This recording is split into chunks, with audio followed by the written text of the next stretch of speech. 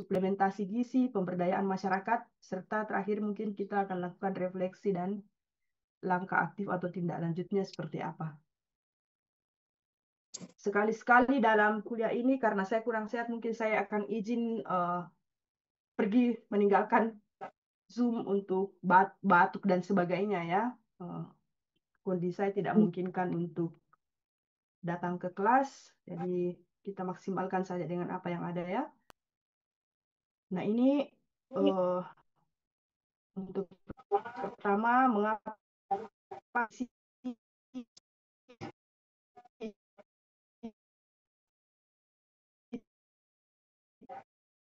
itu penting dan ya ke dalam pembahasan tentang dasar dan tantangan gizi ya. Where is saya ingin kalian menjawab pertanyaan berikut ini apa ya? Apa masalah gizi dalam masyarakat yang kalian ketahui? Silakan diketik satu aja setiap orang ya. Masalah gizi dalam masyarakat yang Ananda ketahui. Satu aja setiap orang. Silakan. Anemia. Stunting masuk kan? Masuk. Stunting.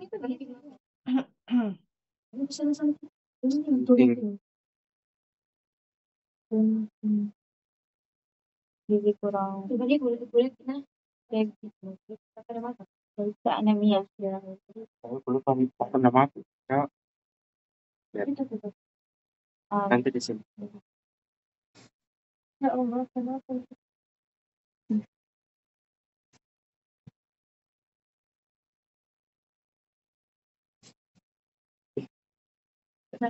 Mana. Ini. Kenapa terus di sini?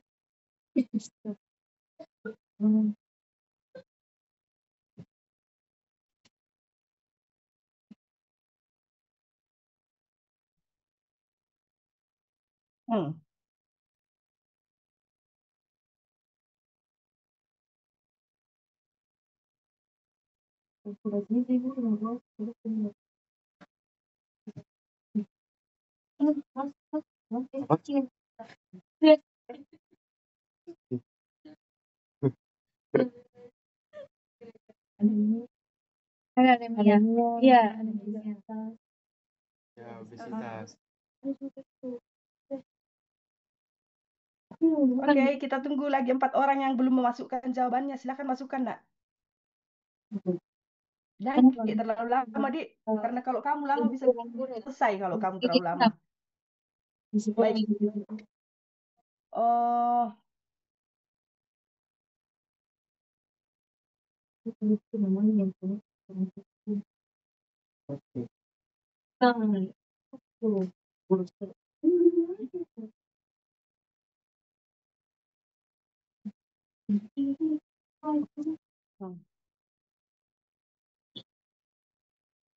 Malnutrisi. Malnutrisi. Bukan itu.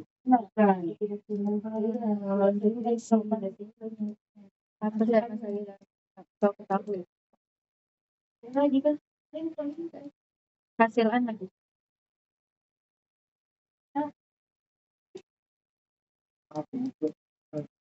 Dia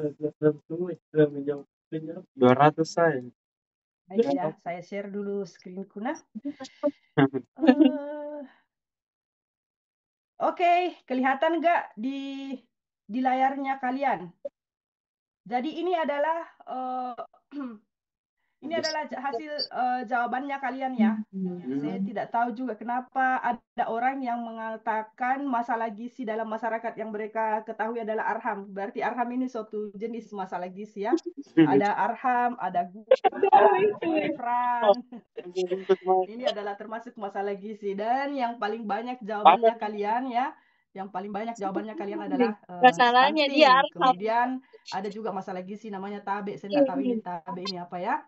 Nah, ada juga satunya, ada salah ya, anak, buruk, malnutrisi, kemudian yang kurang, ada memenuhi, ada protein, ada polar yang mungkin sebenarnya kenapa Arham Gak ada ini nama menulis aku. begini karena rupanya dia 2 orang ya. Jadi Arham menulis obesitas ya. Jihan Oh, menulis begini. stunting. Jadi akhirnya terlihat di situ Arham adalah salah satu masalah gizi. Yang mana yang namanya di Arham? Saya mau lihat dulu di layar Arham seperti apakah sehingga Obesitas gitu. kalau tidak diklarifikasi dia ini adalah salah satu masalah gizi ya. Udah ada itu Masalah gizi ya.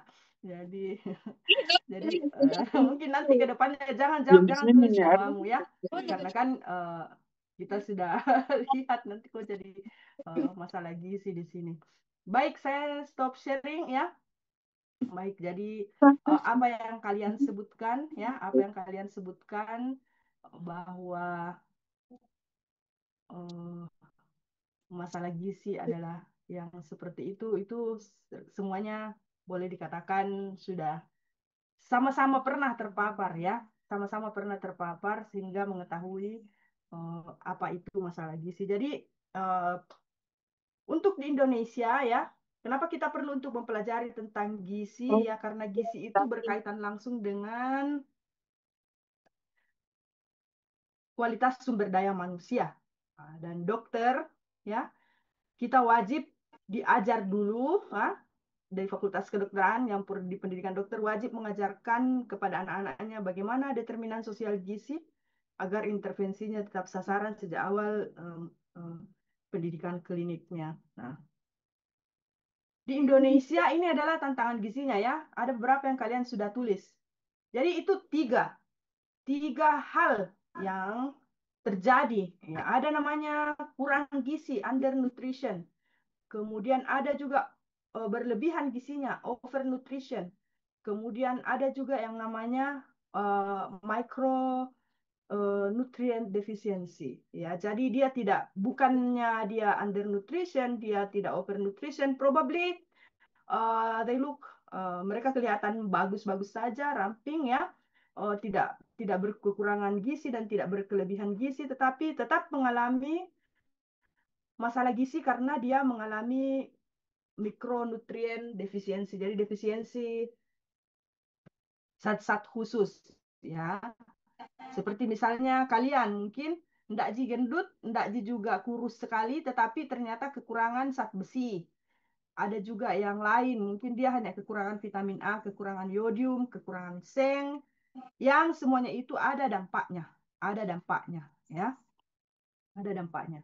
Nah, sekarang saya mau menanyakan ya. Saya mau menanyakan Nurul Khairat, coba buka dulu kamu punya Nurul Khairat, coba buka kamu punya mic nak. Menyahut Nurul Khairat. Iya, tapi Oke. dok. Baik, Nurul Khairat. Kenapa kira-kira ada yang kelebihan gizi, ada yang kekurangan gizi, ada yang defisiensi saja? Kenapa bisa begitu? Kenapa Indonesia ndak kekurangan gizi aja semua atau kelebihan gizi saja semua? Kenapa bisa begitu, Khairat? Tapi dok, kurang jelas tadi dok karena terpantul-pantul suara di sini. Tapi dok, tapi dok bisa diulang tapi dok. Oke, jadi pertanyaanku itu kenapa di Indonesia ada 3 macam masalah gizi? Ada yang lebih, ada yang kurang, ada yang defisiensi saja. Kenapa bisa begitu, Khairat?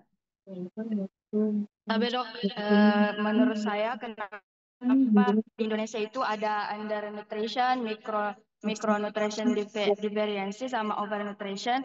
Karena itu dok, karena tadi dok di undernutrition itu stunting dan wasted pada anak-anak serta kurang energi kronis pada ibu hamil. Karena di Indonesia itu dok ada yang kurang mampu dan apa ya, sedang nih Bu, sedang tabe dokter. Nah makanya ada yang stunting dokter karena kurangnya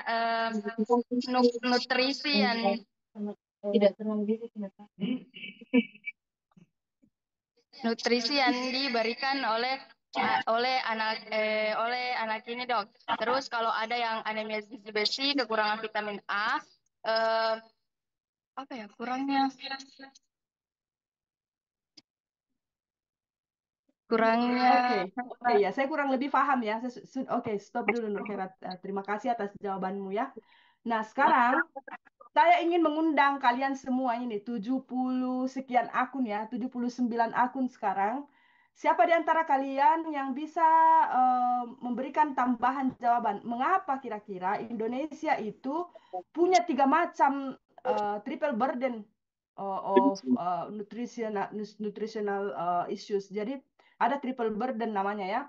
Dia ada yang undernutrisi, dia ada yang gizi lebih, dan dia ada defisiensi. Kenapa? Kenapa bisa seperti itu? Siapa di antara kalian yang 79 akun ini yang bisa memberikan jawaban? Tapi dokter, Ayo, ya, tapi Intan. dokter, Siapa yang bisa menjawab? Siapa yang mau? Bukan bisa, siapa yang mau jawab? saya dokter. Oke, Intan, silakan Intan. Kenapa, Nak? Tapi dokter izin menjawab dokter. Ya, silakan. Sepengetahuan saya dokter yang saya dapat dokter, yang saya ketahui, burden di Indonesia itu terjadi karena banyak hal, tergantung dari masalahnya. Ada undernutrition itu disebabkan karena kesenjangan ekonomi. Perbedaan ekonomi antara miskin dan kaya mempengaruhi akses nutrisi yang bisa diaplikasikan untuk masyarakat yang pendapatannya rendah, Ya. dan juga kekurangannya edukasi dan kesadaran. Disinilah peran dari agen-agen seperti agen-agen, contohnya itu duta genre yang di bawah naungan BKKBN untuk menggencarkan program kerjanya, yang dimana dari tahun ke tahun, dari 2024 ke 2025 ataupun 2023 ke 2024 sudah terjadi peningkatan persentase sebagai hasil kerja dari agen tersebut. Tetapi karena prosesnya membutuhkan waktu yang lama, jadi membutuhkan waktu yang lebih untuk menghasilkan target yang dibutuhkan di Indonesia. Tapi dokter, itu sepengetahuan saya dokter. Bagus sekali Intan ya, bagus sekali Intan. Jadi itu perbedaan tingkat gizi memang begitu. Nah, kejadiannya adalah karena ada perbedaan dalam hal tingkat ekonomi ya, latar belakang. Ada yang mampu dan bisa makan gitu. Ada yang kurang mampu dan tidak mampu untuk membeli makanan. Pertama, perbedaan dalam aspek akses ke makanan. Ada juga yang punya uang, tapi tidak bisa pergi beli makanan. Misalnya dia tinggal di hutan kah atau di pegunungan yang tinggi yang tidak ada makanan yang banyak di situ. Jadi dia juga mengalami perbedaan. Ada juga karena tingkat edukasinya yang berbeda ya, tingkat pendidikan yang berbeda. Misalnya ada orang yang hanya eh, punya uang banyak, tapi dia tidak tahu bahwa gizi yang kita harus penuhi kepada diri kita sendiri itu harus seperti ini supaya seimbang. Jadi dia makannya hanya terus menerus apa yang dia sukai sehingga dia menjadi obesitas ya. Jadi ada banyak hal yang bisa menyebabkan itu, hanya tiga di antaranya. Ada juga yang aspek memang penyakitnya ya, secara fisikal dia ada penyakit sehingga biarpun dia makan seimbang tetapi badannya tidak mampu menyerap gizi itu sesuai dengan apa yang dia harapkan. Ya, seperti itu. Terima kasih Intan dan siapa tadi? Khairat ya. Oke. Selanjutnya saya ingin kembali ke layar kita yang pertama ya. Wait. I have done with this. Alright, ya, this one. Oke. Jadi sekarang kita bicara tentang perbaikan gizi di masyarakat. Karena tadi sudah ada masalah bagaimana perbaikan gizinya di masyarakat. Ini adalah strategi intervensi gizi ya. Kurang lebih sama seperti strategi untuk hal lain, masalah-masalah dalam kesehatan lainnya yang terdiri atas 4 aspek ya. Yang pertama itu adalah promosi, kedua prevensi, ketiga kuratif, dan keempat rehabilitasi. Nah, untuk yang promosi, kita diharapkan untuk melakukan edukasi gizi, ya. Misalnya ini contoh yang di bawah sana, yang kecil-kecil, edukasi gizi, promosi ASI. Kemudian untuk preventif, kita diharapkan untuk melakukan fortifikasi gizi dan imunisasi. Untuk kuratif, itu untuk orang-orang yang sudah sakit. Kita diperlukan untuk melakukan terapi gizi dan suplementasi. Kemudian rehabilitatif itu adalah untuk pemulihan gizi dan bagaimana kita memfollow up supaya ini bisa dilakukan. Nah, di bagian bawah ini juga saya memberikan catatan bahwa intervensi untuk gizi juga itu meliputi selain dari fortifikasi itu adalah diversifikasi pangan. Jadi pemerintah di sini dia harus menyediakan akses kepada masyarakat, mempermudah misalnya jalur transportasi supaya masyarakat bisa makan beraneka macam ragam makanan. Alhamdulillah di Makassar sini ya, di mana-mana buah-buahan dan sayur-sayuran yang tidak normalnya berada di Makassar itu sudah bisa kita dapatkan. Apa misalnya makanan biasanya tidak ada di Makassar, tapi kemudian apa contohnya ya, makanan-makanan yang biasanya tidak ada Makassar, tetapi kemudian kita sudah bisa dapatkan di Makassar. Silahkan 78 akun mengetik di kolom chat makanan apa saja yang menurut kalian, jangan mie boba nah, jangan ditulis boba. Makanan-makanan yang sayuran dan buah-buahan ya. Kalau boba memang bisa juga tulis misalnya, enggak apa-apa sih. Tapi saya lebih cenderung lebih senang kalau kamu menuliskan makanan-makanan sehat ya, makanan-makanan sehat yang kamu mungkin tidak akan dapatkan di Makassar atau di Sulawesi Selatan secara umum, tapi kemudian sudah ada. Silakan menulis di kolom chat. Nah. Bisa tidak mungkin didapatkan di Makassar karena di sini. Salad buah. Makanan yang ada di Makassar. Oh. Apa weh? Yang dulunya. Apa, Dik? Di Makassar. Makanan yang biasanya tidak ditemukan di Makassar pada era. Oke Rehan, bener ya, sagu ya, sagu dulunya ada di Palopo, deh ada di Makassar sekarang. Sampai dokter. Apa ini lure-lure? Lure-lure itu apa? Oke, ya cocok ya. Andisa Reski mengatakan gandum, betul ya. Kita tidak punya ladang gandum di sini ya, sudah ada sekarang di Makassar. Siapa lagi? Ayo, ayo. Ikan salmon, benar ya, salmon. Tuing-tuing adanya di Mandar ya, kemudian dia ada di Makassar sekarang ya.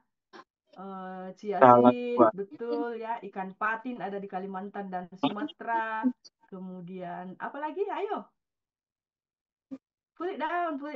Sayuran mana? Salad sayur, salad buah, sushi, kimchi, dimsum, oatmeal, yogurt. Lagi?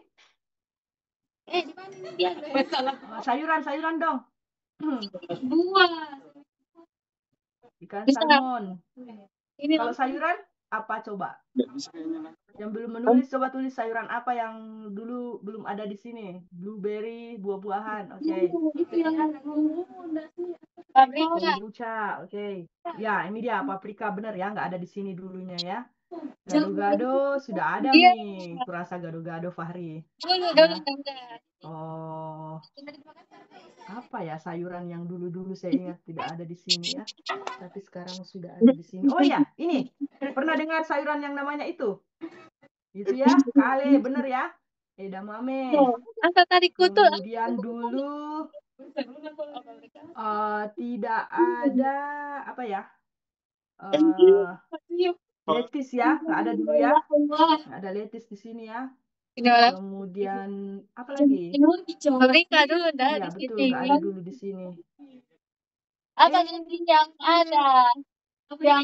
Yang di Korea banyak, tapi di sini nggak ada. Daun kelor ada lah. Ya, asparagus, bener ya. Asparagus. Ini Intan dari mana kok, Intan? Masa kok nggak lihat ada daun kelor di sini? Oke, ya. Ya, rempah-rempah dan cengkeh ada di daerah-daerah ya, tapi mungkin di Makassar tidak ditanam ya. Oke, rumput laut, enoki, jamur-jamuran dan sebagainya ya. Kemudian kita juga mungkin biasa melihat olive oil ya, nggak ada di sini kan? Olive oil tidak ada di sini. Dan seterusnya ubi cilembu ya. Oke, baik. Daripada kita menuliskan berlapar-lapar di sini, mari kita kembali ke laptop ya. Oke, jadi itulah yang terjadi dalam hal diversifikasi pangan. Nah, kenapa kira-kira apa aspek-aspek yang perlu untuk dilakukan oleh pemerintah sehingga bisa terjadi diversifikasi pangan? Ini ternyata bukan hanya masalah pangan itu sendiri.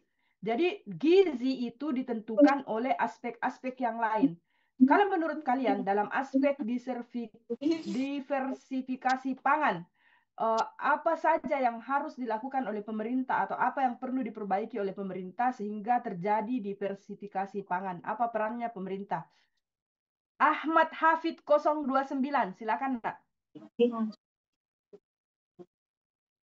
Jangan memakan duit rakyat. Halo, Hafid. Ya.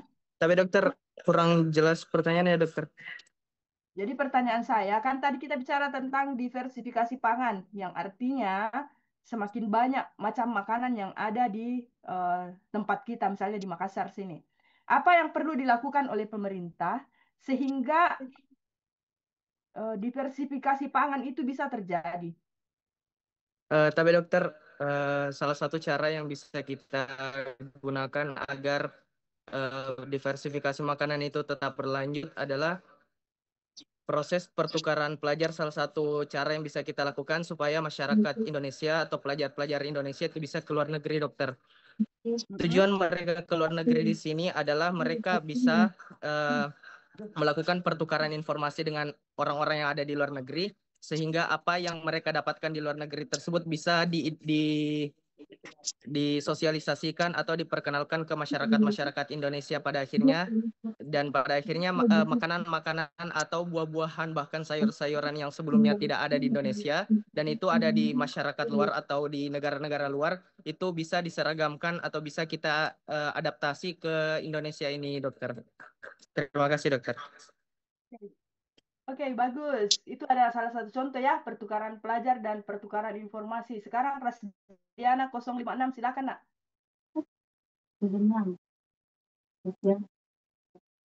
Silakan Rasdiana, jangan kamun. Halo.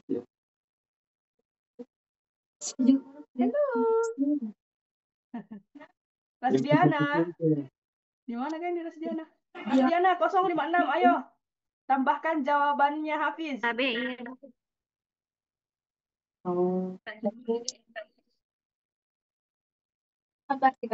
tadi pertanyaanku di Rasdiana? Apa pertanyaanku Rasdiana? Oke, tengtong ya. Ya, nggak dapat nilai. Apa jawabanmu Rasdiana? Kau tahu di pertanyaanku? Oke. Siapa ini? 080 Muhammad. Siapa namamu, Nak? Halo. Muhammad siapa? Karena terpotong namamu di Zoom. Muhammad siapa namamu, Nak? Dokter Muhammad Nazif, dokter. Najib? Nazif, dokter. Bagaimana tulisannya? N-A-Z-H-I-I-F, dokter. N-A-Z-H-I-F. Gimana itu? Iya. Like that one. Gitu. Iya, tapi iya dokter begitu.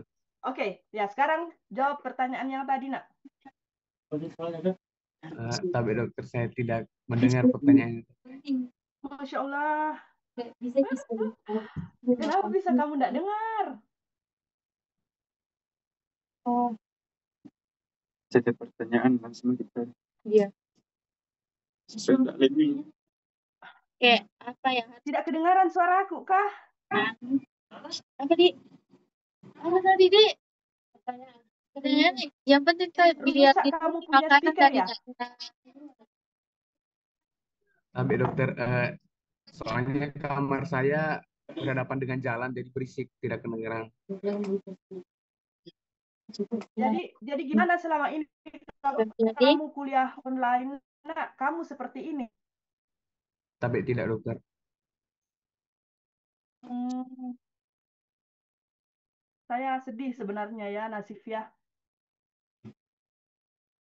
Eh, saya sedang sakit, saya berupaya untuk datang mengajar, tapi ternyata sebagian besar dari kalian tidak ada yang mendengar, ya. Tapi Coba maaf, dulu, supaya saya tidak tanya ya, siapa yang di dalam akun yang 79 akun ini yang mengalami gangguan pendengaran? Ya. Siapa yang Zoom-nya mengalami gangguan pendengaran? Siapa yang akun Zoom-nya mengalami gangguan pendengaran? Baik, saya tadi yang Coba dulu nak menulis di kolom chat. tidak ada yang mau mengaku itu.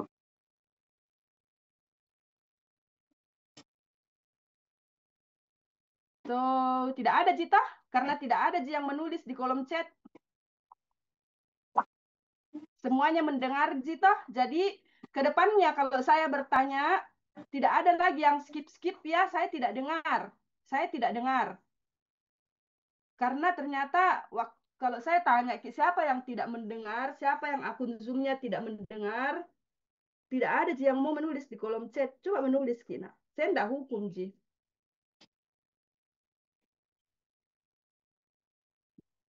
Hmm.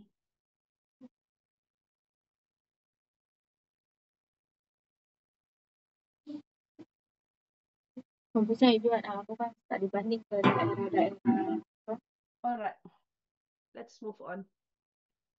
Oke, jadi kita saya asumsikan semuanya dengar ya.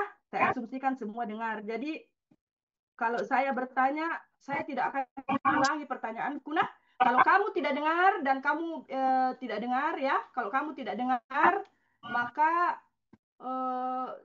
harus saya apakan kamu, nak?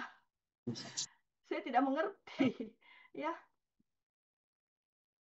pastikan usahakan mendengar, nak ya. Pastikan usahakan mendengar. Segampang apapun suatu mata kuliah menurutmu, tolong kamu dengar, ya. Tolong kamu dengar. Oke. Ini adalah program perbaikan gizi yang dilakukan oleh pemerintah dalam skala nasional ya. Jadi ada 4, banyak sebenarnya, tapi ini 4 yang bisa dijadikan contoh. Jadi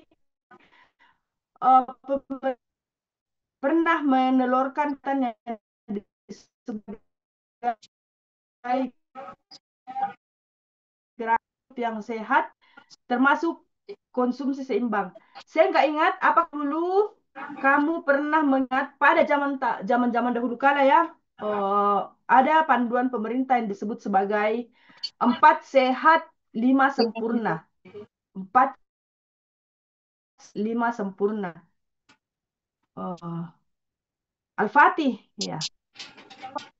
Tapi ya dokter, Jadi Al-Fatih 250048. Apa yang kamu ketahui tentang 4 sehat 5 sempurna? Itu program pemerintah zaman dahulu kala ya. Apa yang kamu ketahui? Pernah dengar? Dengan tapi pokok, pernah dokter, lauk kalau pauk, tidak salah itu Apa? tentang gizi seimbang. Ya, gizi seimbang ya. ya, Tapi itu seimbang terus 5 sempurna itu Apa saja terkandung. yang terkandung di dalam 4 sehat 5 sempurna yang kamu dengar, Saki? Banyak 5 sempurna kalau 4 sehat itu tapi lauk di pauk, antaranya itu sayuran, ada kan 5 sempurna itu makanan susu. pokok Limanya. sebagai sumber karbohidratnya. Hmm? Selanjutnya yang kedua dilengkapi dengan lauk pauk Hmm? sebagai sumber protein. Terus di antaranya lagi ada sayur-sayuran untuk vitamin dan serat, dan ada juga biasa tambahan buah. sebagai sumber vitamin dan mineral, dan pelengkapnya yaitu susu. Oke. Iya, jadi sempurnanya adalah dengan susu. Em, Gadiza 005. Iya, dokter. Oke, jadi Gadiza gimana Gadiza? Apakah 4 sehat 5 sempurna masih boleh dianggap sebagai panduan yang cukup baik atau sudah ada update yang baru tentang 4 sehat 5 sempurna itu? Tapi iya, dokter masih baik untuk sekarang. Yakin?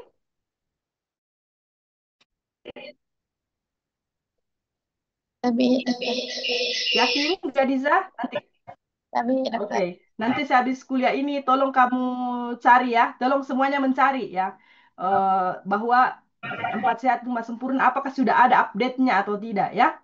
Jadi itu adalah salah satu contoh bagaimana pemerintah berupaya untuk melakukan perbaikan konsumsi gizi seimbang di masyarakat. Dulu pada zaman dahulu kala pernah ada yang namanya 4 sehat 5 sempurna. Apakah itu sudah ada update atau tidak? Nanti kalian coba cari sendiri sesudah Ah, kelas ini ya. pedoman gizi Tolong dicari karena saya pastikan itu akan masuk ke dalam soal-soal mentah di soal kuis entah di mana ya. dead. Oke. Tempat sehat Adapun gizi. program berikutnya untuk perbaikan gizi dalam skala nasional itu adalah program 1000 hari awal kehidupan ya. Ini adalah dibuat karena ada asumsi, bukan asumsi, hasil penelitian menyatakan bahwa anak Oh, isi itu piring tuh. mulai dari usia kandungan sampai dengan dia 2 tahun itu adalah hari yang sangat kritis untuk pertumbuhan dan perkembangannya, terutama sekali otaknya. Apabila terjadi gangguan gizi dalam masa kandungan hingga dia berusia 2 tahun, itu akan berdampak kepada seperti apa dia punya kualitas di masa yang akan datang. Apakah dia akan stunting, apakah dia akan cerdas, apakah dia akan kreatif, dan sebagainya. Itu sangat bergantung kepada 1000 hari awal kehidupan. Selanjutnya ada juga namanya fortifikasi beras dan garam ya. Jadi ada tambahan-tambahan zat gizi yang pemerintah berikan masukkan ke dalam bahan-bahan makanan. Kalau untuk garam apa yang biasa ditambahkan? Apa yang ditambahkan secara nasional pemerintah melakukan penambahan zat gizi tersebut ke dalam makanan. Akilah 076. Apa yang kamu ketahui ditambahkan oleh pemerintah ke garam? Apa yang biasa ditambahkan orang Ayo yang Akilah. garam? Sayur. 076. Pada dokter. Apa? Dokter. Yodium. Oke ya. Jadi garam ditambahin yodium ya. Yodium. Yodium ya, garam beryodium. Iya, tapi ditambah ini Baik. pertanyaannya. Kalau beras, apa yang ditambahkan sama beras Inggi? Inggi 054, apa yang ditambahkan ke beras? Iya, dokter. Apa yang ditambahkan ke beras oleh pemerintah untuk program Bahkan zat besi, asam folat, dan gizi tadi.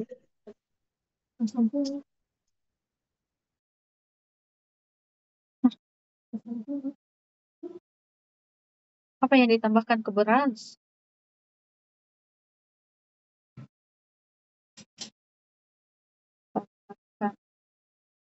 Ke beras oleh pemerintah.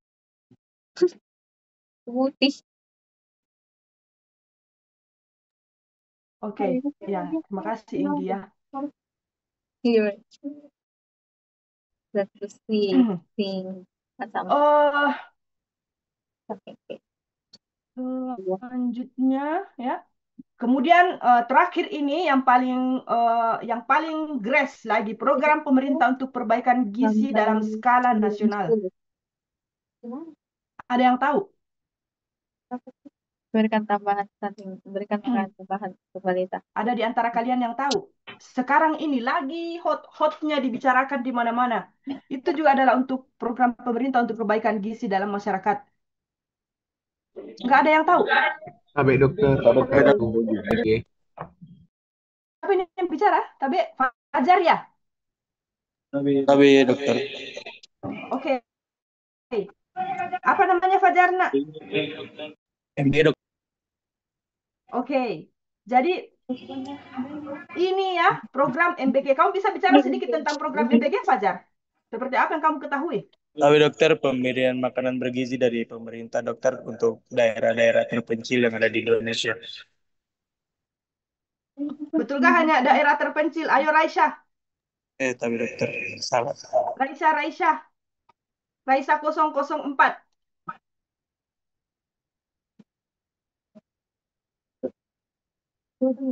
Raisya, open your mic. Raisya. Tapi ya dokter. Oke Raisya, jadi tadi Fajar bilang bahwa MBG itu hanya untuk penambahan gizi untuk daerah terpencil. Kalau menurutmu itu benar atau tidak? Tapi dokter tidak benar dokter karena di daerah seperti kota-kota Makassar juga sudah masuk pemberian MBG dari pemerintah dokter. Ya, jadi begitu Fajar ya, sepemahamanmu ternyata masih perlu untuk sedikit diimprove diupdate ya, Fajar. Bukan hanya di daerah pedesaan, tapi sekarang juga itu sudah ada di perkotaan ya. Dia masuk baik ke sekolah negeri maupun ke sekolah swasta. Aurel 075. Iya, masuk. Iya. Kalau aku masuk. Apa masalahnya MBG sekarang yang sedang marak dibicarakan, Aurel? Ini coba keracunan. Keracunan. Ya, jadi itu masalah keracunan makanan ya. Jadi masalah keracunan makanan itu menandakan bahwa tidak semua program pemerintah itu berlangsung dengan sangat mudah. Semuanya ada tantangannya dan semuanya ada sesuatu yang perlu untuk dilakukan untuk improve dan lebih memperbaiki lagi penerapannya di masyarakat. Nah, ini adalah peran dokter dalam perbaikan gizi. Dokter itu adalah katalis perubahan dan dia melakukan deteksi dini malnutrisi, merujuk ke program intervensi, dia melakukan advokasi terhadap kebijakan serta berkolaborasi dengan bidan, perawat, dan petugas P3K dalam melakukan perbaikan gizi dalam masyarakat. Nah, sekarang ya, let me see. Oke, kita akan berakhir jam 9:10 ya. Saya kasih kamu kesempatan 10 menit untuk masuk ke dalam breakout room ya. 1, 2, 3, 4, 5, 6, 7, 8, 9. Nggak ada. Baru makan. And then I will say. Nanti suruh kena ke breakout room. Tapi ada jelas. Oke. Di ruang breakout room ya, di ruang breakout room kamu akan lihat ada 10 room, oke? Nah, kalian harus masuk ke dalam breakout room itu. Dengar dikit semua toh? Masuk ke dalam breakout room itu berdasarkan nomor akhir NIM-mu ya. Kalau NIM-mu 001 kau masuk ke room 1, 02 masuk ke room 2, 022. Pokoknya semuanya kau lihat NIM-mu nomor terakhirnya nomor berapa kamu masuk ke situ ya. Ke breakout room. Sebentar, jangan dulu sekarang masuk ya. Jangan dulu sekarang masuk, kau masih di sini dulu ya. Nah, siapa NIM 001? Siapa NIM 001? Tapi dokter, saya atas nama Oke. Anissa Reski Cahyani Putri. Anissa, kemudian NIM 002. Tapi saya dokter. Oke, dan seterusnya sampai dengan NIM 10. Siapa NIM 10? Tapi ya dokter. Oke. Kamu itu semuanya yang nim-nim awal itu yang kosong sekian itu kalian yang jadi ketua kelompoknya masing-masing di Bertanya kok itu. breakout room itu ya. Nah, yang 10 dia menjadi kelompok 0 ya, kelompok 0. Nah, tugasmu adalah wait for a moment, diskusikan di dalam kelompokmu ya.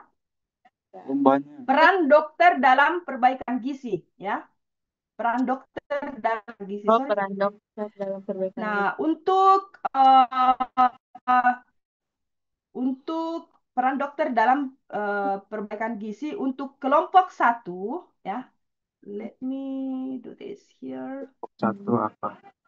Bagaimana dokter berperan dalam mendeteksi apa yang harus dilakukan dokter ya secara agresif untuk bisa mendeteksi dini malnutrisi. Itu kelompok 1 ya. Kemudian kelompok 2 ya. Bagaimana dokter melakukan rujukan program intervensi untuk perbaikan gizi ya.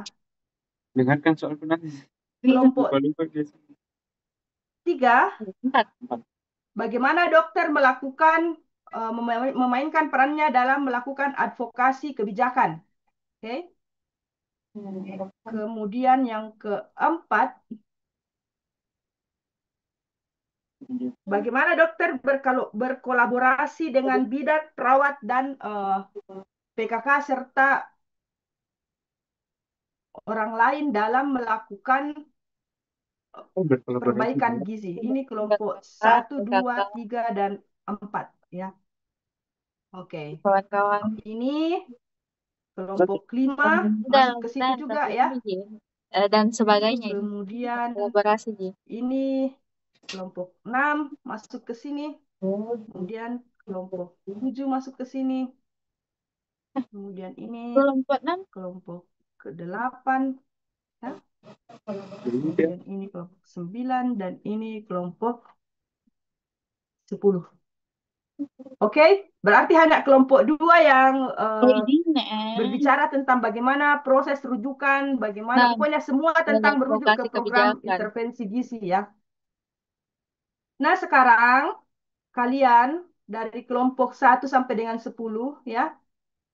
Silahkan masuk ke breakout room-nya masing-masing.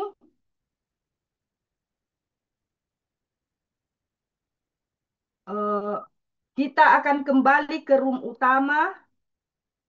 Kita akan kembali ke room utama pada jam, let me see. Oke. 8.45. Kalian baru kembali ke room utama. Bisa terlihat breakout room di bawah ya. Semuanya masuk ke situ kan, Ki. Tapi dan iya, kerjakan dan diskusikan semua ini di roomnya masing-masing. Ini tadi Salmo. Enggak ada, hilang. Ada tadi. Tapi ini saya siapa ini? Ya Allah.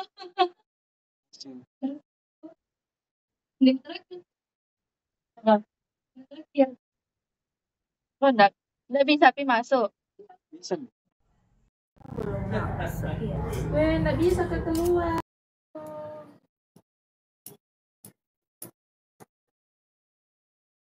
Dalam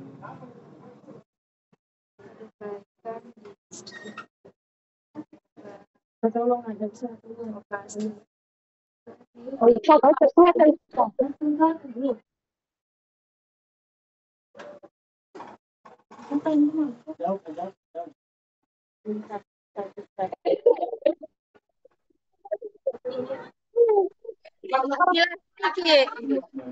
Semua.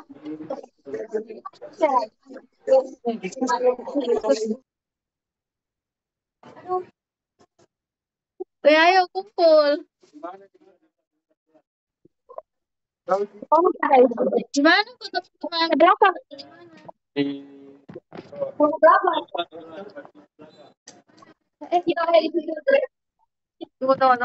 Ya. Sama Ki. Kau di mana kau? Di sini, di sini. Oh, di sana, Mak. Keluar. Sama Ki. Di apa di luar? Jaga mana? Nggak bisa. Ya, 6. 6. Nggak bisa. 6. Siapa lagi? Nur Faiza. Mana? Sini, Maki. Iya. Mau ke di sini enggak? Oh, iya, iya.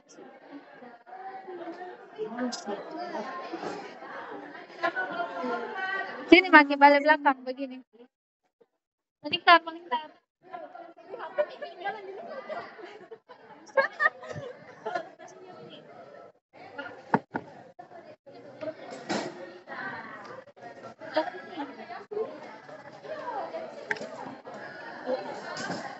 Ini kalau saya mendapatkan peran dokter Anto, peran dokter dalam kebijakan gizi, beradvokasi kebijakan. Advokasi kebijakan sangat penting.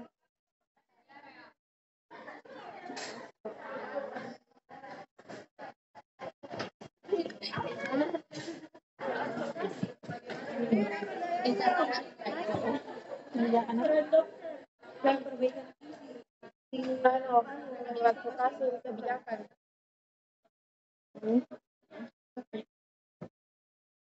Oh, disuruh jelaskan ini bentar.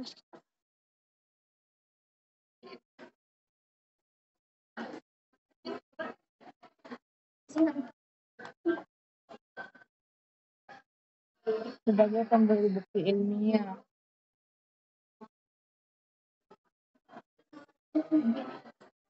Secara singkat.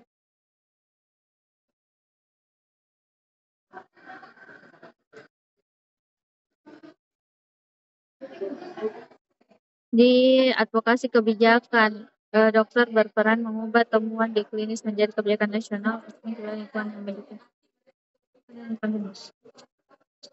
Kita cari dulu ya.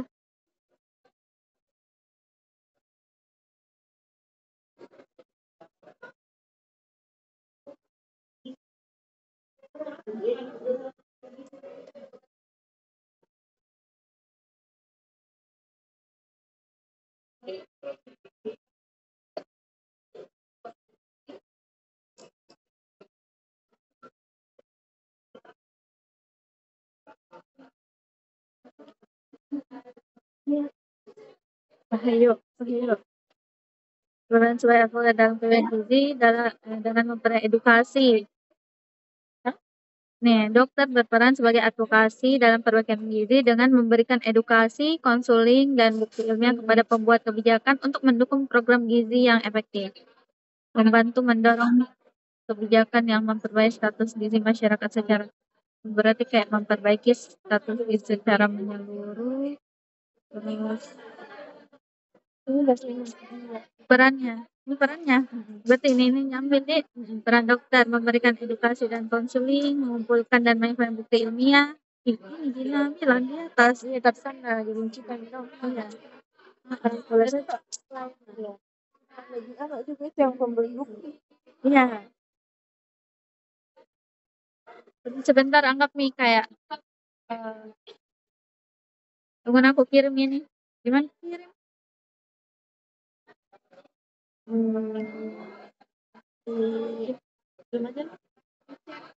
Zoom baru copy ini semua. Iya, ini ada. Di sini juga anak kirim. Sini mana? Iya.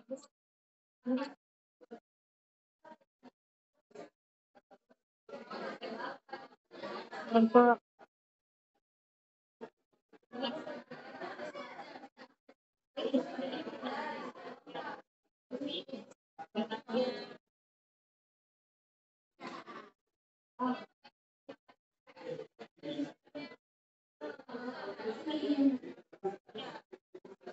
Tuh, ada di GB.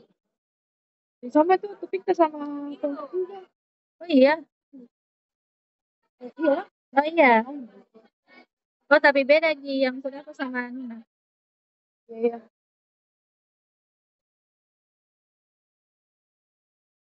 Oke dok, berarti dokter itu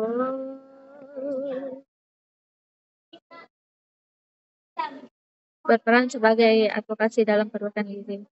Berarti dokter itu berperannya sebagai pemberi edukasi, konseling, dan bukti ilmiah kepada pembuat kebijakan. Tadi bahasanya, bentar.